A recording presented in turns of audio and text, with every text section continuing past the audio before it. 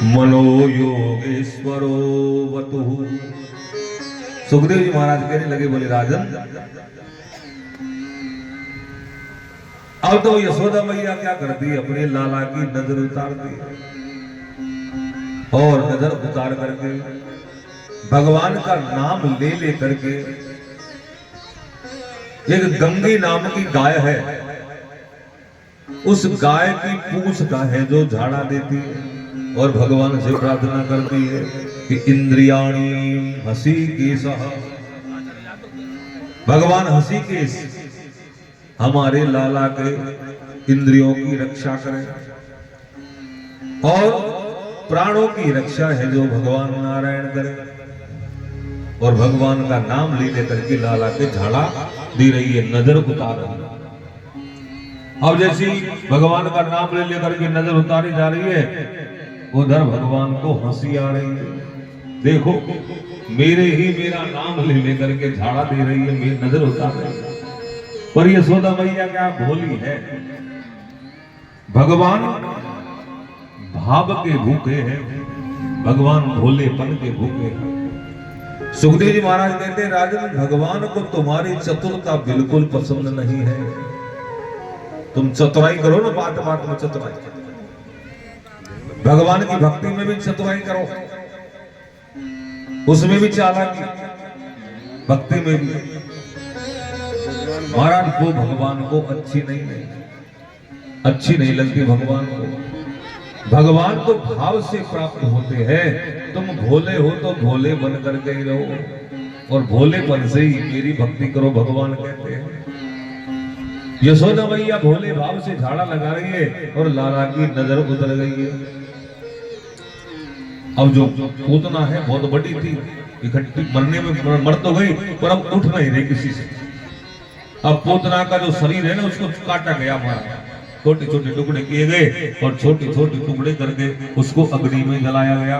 और अग्नि में जब जलाया गया तो सुखदेव जी महाराज कहते, राजन पूतना के शरीर से चंदन की खुशबू आ रही थी। जब जल रही थी ना वो राक्षसी, तो जलते हुए भी शरीर में से चंदन की खुशबू आ रही थी। क्यों? क्योंकि भगवान के हाथों से मरी है। अब जो भगवान के हाथ लग जाते हैं, भगवान के हाथों से जिसकी मुक्ति होती है महाराज, वो तो पवित्र हो जाता है। फिर उसके शरीर में से दुर्गंध नहीं आती, फिर तो सुगंध ही आती है। इस तरह सुखदेव जी महाराज ने राजा परीक्षित को ये पूतना का चरित्र है जो श्रवण करके बताया।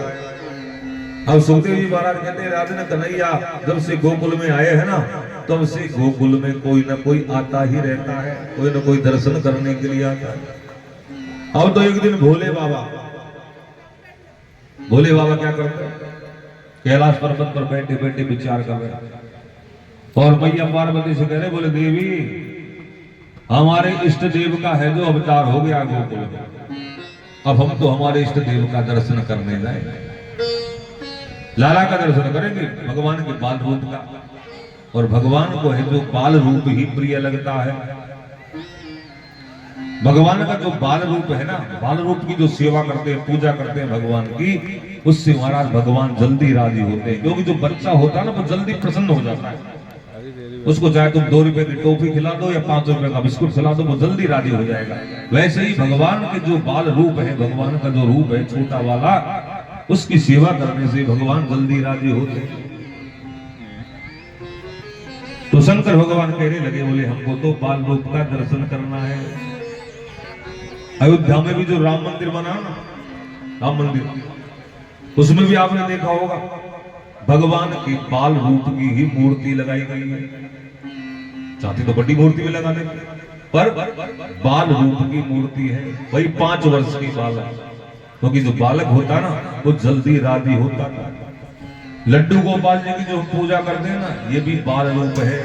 तो छोटे आदमी जल्दी राजी होते, बड़े आदमी बहुत नाटक करते। इसलिए भोले बाबा कह रहे अब तो हमको दर्शन करने जाना है। भैया पार्वती ने कहा तुम जाओगे, हम नहीं चलेंगे, हम भी चलेंगे दर्शन करने। भोले बाबा ने कहा पहले मैं जा जाता हूँ, बाद में चले जाना। नहीं, मैं भी जाऊंगा।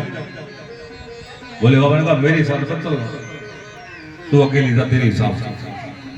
अब तो माता पार्वती भी दर्शन के लिए तैयार हो रही है। उधर भोले बाबा है जो अपने गणों को साथ में लेकर के, संगी भंगी को साथ में लेकर के भोले बाबा गोकुल की ओर आ रहे हैं।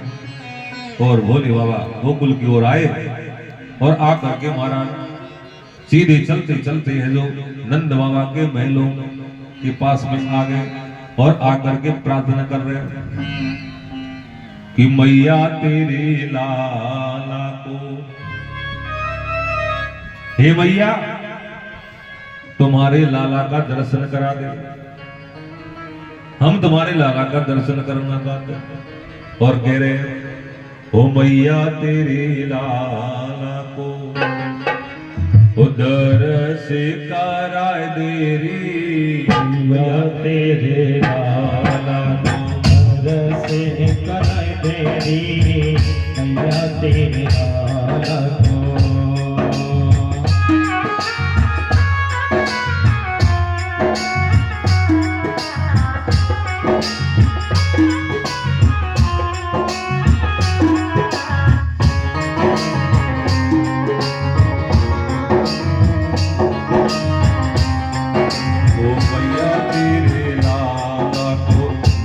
करा दे रे मैया तेरे लाला को दर्श करा दे रे, ओ दर्श करा दे रे मैया, दर्श करा दे रे, दर्श करा दे रे मैया, दर्श करा दे रे। ओ मैया तेरे, ओ मैया तेरे